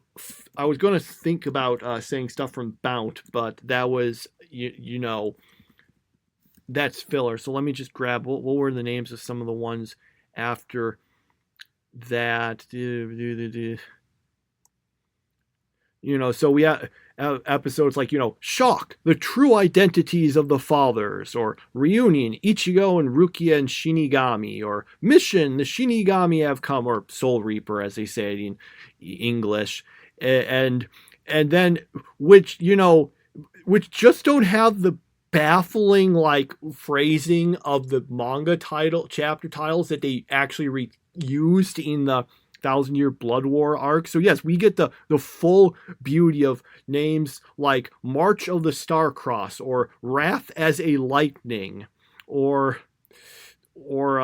I Am the Edge, Marching Out the Zombies, all that kind of fun nonsense. Yeah. Rages at Ringside. So just fun stuff like that. I really have to wonder. They're so silly, and I'm just wondering how. What's the right word? What am I looking for? How self-aware is the author about how silly these names sound? Mm-hmm. Yeah. Because I don't know if they're intentionally supposed to be kind of stupid, or if he just doesn't know English well enough and thinks that, oh yeah, these actually sound legitimately cool. Anyway, so yeah, we've gotten that. And I don't really have too much else to say about that yet. So I guess that's it for our anime discussion then. Everything we've gotten, I'm sorry, our schedule for next week will be the same as this one. We got one episode of all of our non-Toonami shows, except for Shangri-La Frontier, which will be 2 episodes. And for Toonami, yes, we'll be checking out Lazarus, which hopefully will be good.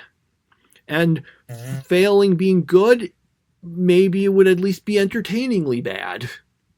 I mean, I'll take some of the nonsense Sword Art Online did over, Fooly Cooly Grunge. At least, unintentional humor would be fine with me.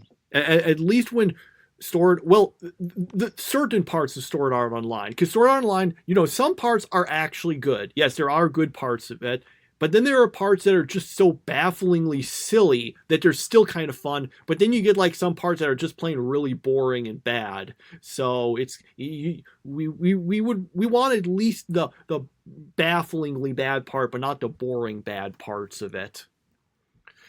Okay. Anyway, that ends.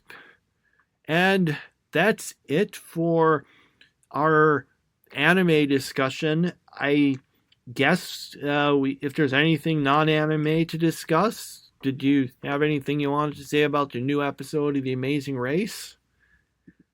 Actually, I do. Yeah.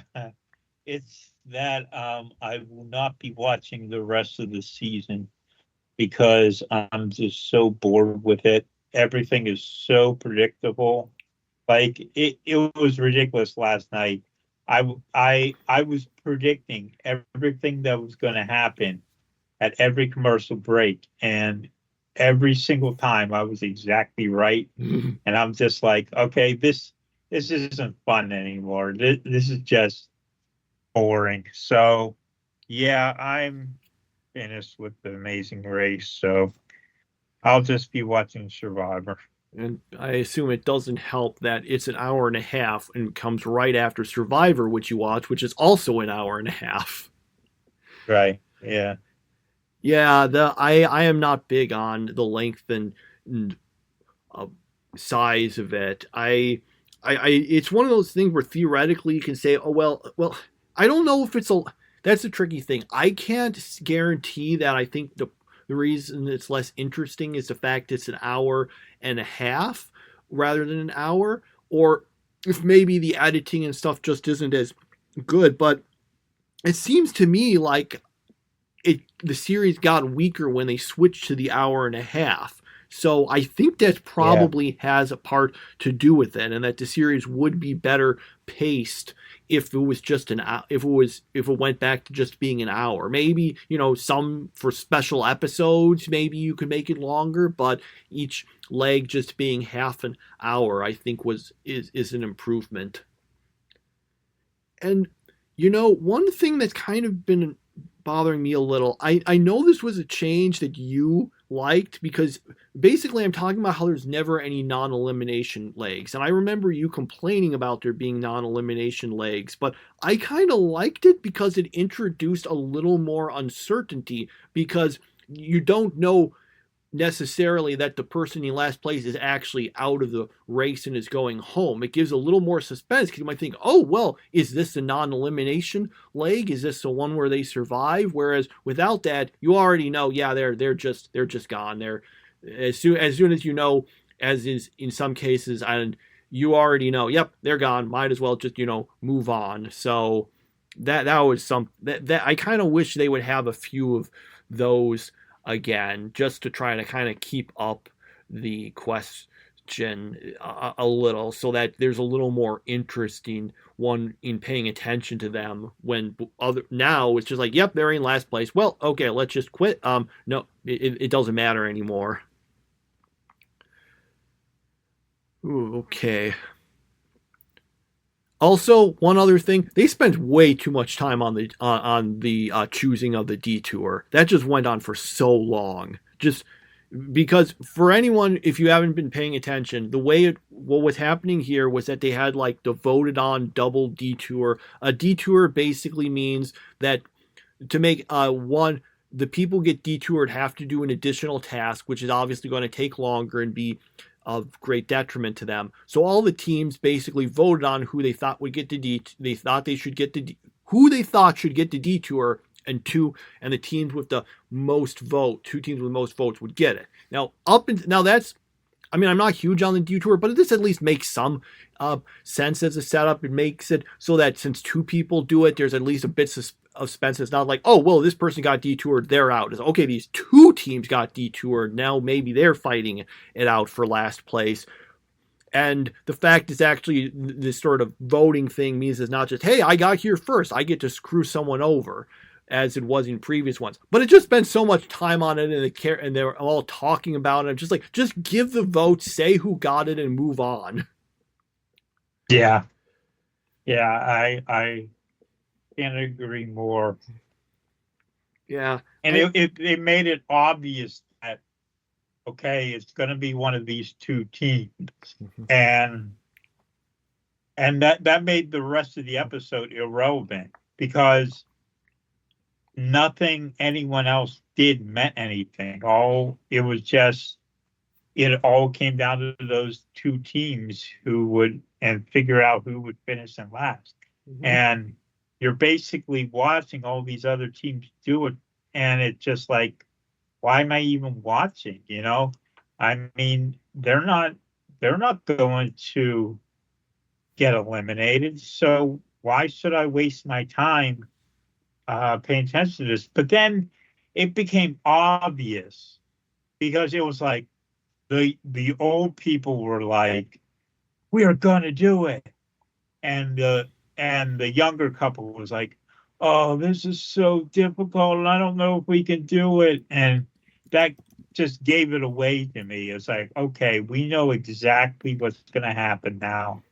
You know, there's no reason to even watch it. Like, I walked out of the room and came back, and it was exactly as I said it was going to be.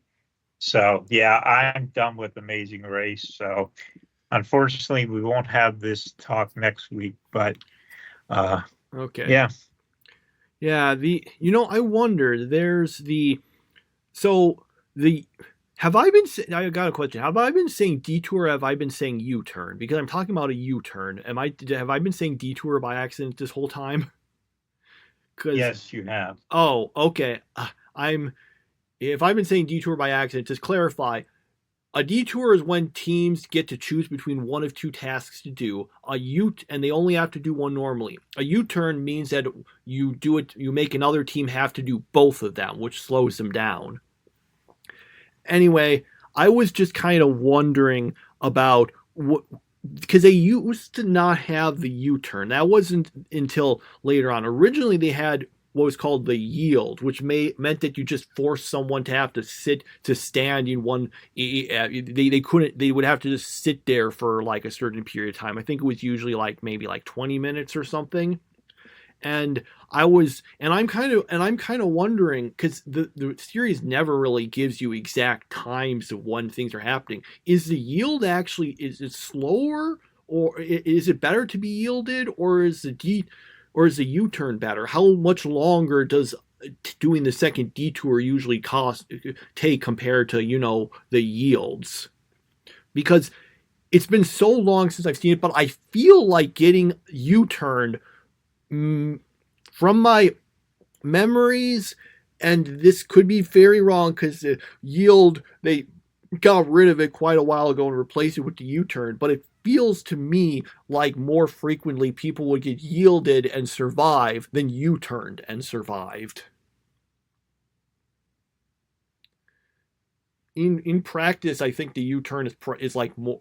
It sounds more interesting because they have to do something. It's not just, okay, well, I guess we'll just stand here for 20 minutes, but it might be like more unfair. But maybe I'm wrong. Anyway, that's all of that. So I don't have too much else to say. I'll probably continue watching it, although I might not necessarily be paying super attention to the episodes. All right. Well, everyone, I guess it was probably our last discussion on that for now. So, hey, if you are just here for the anime, then you don't have to keep. From this point on, you won't have to be saying, oh, okay, well, I'll just skip to the next thing in my playlist because they're not talking about any anime stuff now at the end. Oh, I had a question. Are you planning on getting the Switch 2 that got revealed this week? I was probably, maybe not right away, but I think I'll get one at some point, at least when there's a game out that I'm interested in. Yeah. Yeah, the problem is they don't have that many first party games coming out. Like on launch day, the only real game they're gonna have is the new Mario Kart, which that's big because there hasn't been a new Mario Kart in at least 10 years. But um I want to get it as soon as it comes out just because I have stuff on my Switch that I can transfer over. And like that's a nice thing. You can transfer stuff from your Switch to the Switch 2. So um and then and then I'll be able to, because I have only a Switch Lite, and a Switch Lite you can't play on your TV. And the reason I have a Switch Lite is because my Switch got burglarized. It got stolen at a hotel. And I went to a convention meeting, came back, and it wasn't there anymore. It was gone. My Apple AirPods were gone. They were just stolen. And it's like, okay, so obviously either I left the door open and someone came inside, or the housekeepers just decided to take it. But anyway, I'm looking forward to getting the Switch 2 and then being able to play things on my TV again. Like the reason I got the Switch Lite was because I got a settlement from the hotel. Oh. And that's all I had money to buy was the Switch Lite. So I was like, okay, I'll just get this. That way it makes up for. But yeah, I'm really looking forward to the Switch 2, which probably means I'm not going to be able to find it because that's the way these things work, isn't it? So yeah, good luck with that. It is fun. I do remember a funny remark I saw someone mention, which was because, like I said, we don't. Do we even know what the Switch launch titles are yet? Let me just. Well, it's coming out. We might not. I mean, there might be some more announced. Let me just check it. Yeah, we got Mario Kart. We got another. We got It looks like most of the stuff listed here is just, stuff from the older Switch that's just remastered and made better. And, Survival Kids? I remember that on the Game Boy Color. I didn't play it, but it looked interesting. And now I guess he got like a new version of it. Anyway, to get to the point, I remember where someone was saying, well, you don't have to worry about the Switch having a bad games library because it's got a great library. It's got the entire Switch library.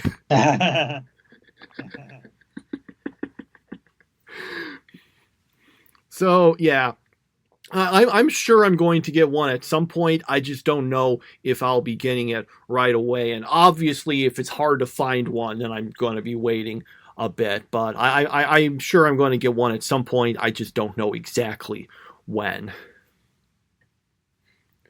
Okay. All right. So yeah, that's it for our impromptu Nintendo Switch discussion. So, dang, it's Nintendo 2 is Switch 2 is launching in June. For some reason, I thought it was November. Okay, well, I was completely wrong. That's much earlier than I thought. So, yeah, we'll see how that goes. It'll be interesting. That's the thing. The thing about console generations is you can go from, not doing so well to doing crazy well to doing not so well to doing crazy well again, because that's literally what happened to Nintendo. The GameCube was it was profitable. The GameCube is sort of a weird thing to describe because if you look in terms of sales and stuff, it was in third place in that generation. But Nintendo I remember reading this thing about it. Nintendo turned profits on that. The other, the Xbox, I can't remember if it's true for the PlayStation 2 or not, but they were losing money on the Xbox. when selling them, Nintendo just made money on all their GameCube sold. So in that sense, you know, they made out well. They made money. And then the Wii was, of course, gigantic. And then the Wii U was one of their biggest flops. It was their biggest flop since the Virtual Boy, I think. Right. And then there was the Switch, which was just like an even bigger thing than the Wii. So we'll see. Will the Switch 2 be another big success, or is this going to be like the Star Trek movie curse, where you always get one that's really good and then you get one that's not so good? Yeah. All right.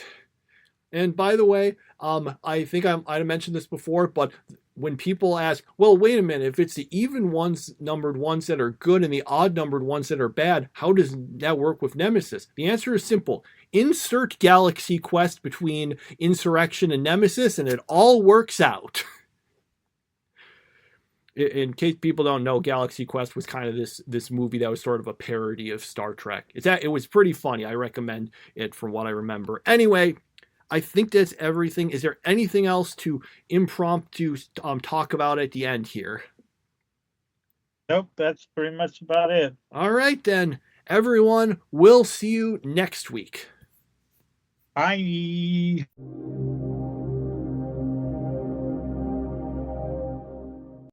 On the mean streets of Gotham City, a new breed of supervillains emerges.